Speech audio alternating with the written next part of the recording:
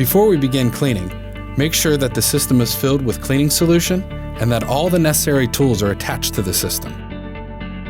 Please refer to the Setup video module for detailed instructions.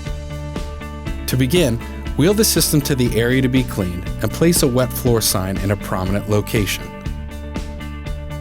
Now quickly walk through the area to be cleaned and sweep up any large debris that may be on the floor. Return to the system and open the spigot on the rear of the tank to the max position to begin dispensing cleaning solution on the floor. Walk the system through the area to be cleaned, dispensing cleaning solution on the floor in a U-shaped pattern. Be sure to apply enough cleaning solution to cover the area. When you return to the starting point, turn the spigot to the off position and place the unit just beyond the cleaning area. Now, grab the speed spreader tool and walk to the top of the U. Spread the cleaning solution across the entire surface of the floor, working your way back to the system. Walk backwards while spreading the cleaning solution across the floor, staying on the inside of the U on a dry floor. When you reach the univac system, tap the spreader on the floor a few times to loosen any debris. Once the cleaning solution has been spread across the floor, we'll vacuum it up. If you're using a corded univac, plug the extension cord into an electrical outlet and ensure the GFCI is lit. Now, attach the vacuum wand to the vacuum hose and turn the vacuum motor on. Vacuum an area around the system to provide a clean, dry surface to lay the vacuum hose. Then, unwrap the rest of the vacuum hose and lay it on the dry floor.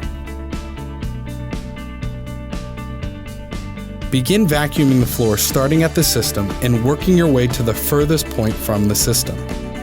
On grouted tile floors, vacuum at an angle to the grout line for best results. Be sure to vacuum up all cleaning solution from the floor as you go, leaving the floor clean and dry. If you encounter stubborn soils, scrub the area with the brush head to loosen the soils. Then, continue vacuuming. The vacuum wand can easily be maneuvered into tight spaces to assist in cleaning hard-to-reach areas. As you vacuum, take care to remove all the cleaning solution that was spread across the floor. If you are using a battery-powered univac, you can use the vacuum hose to pull the system towards you as you vacuum up the cleaning solution. When you are finished vacuuming, tap the vacuum head on the floor a few times and then turn it upside down and tap it a few times to loosen any debris that may be left in the wand. Return to the vacuum and disconnect the vacuum hose from the vacuum wand. Wrap the vacuum hose back onto the system, leaving the vacuum running to avoid spilling any cleaning solution in the hose. Then, turn off the vacuum.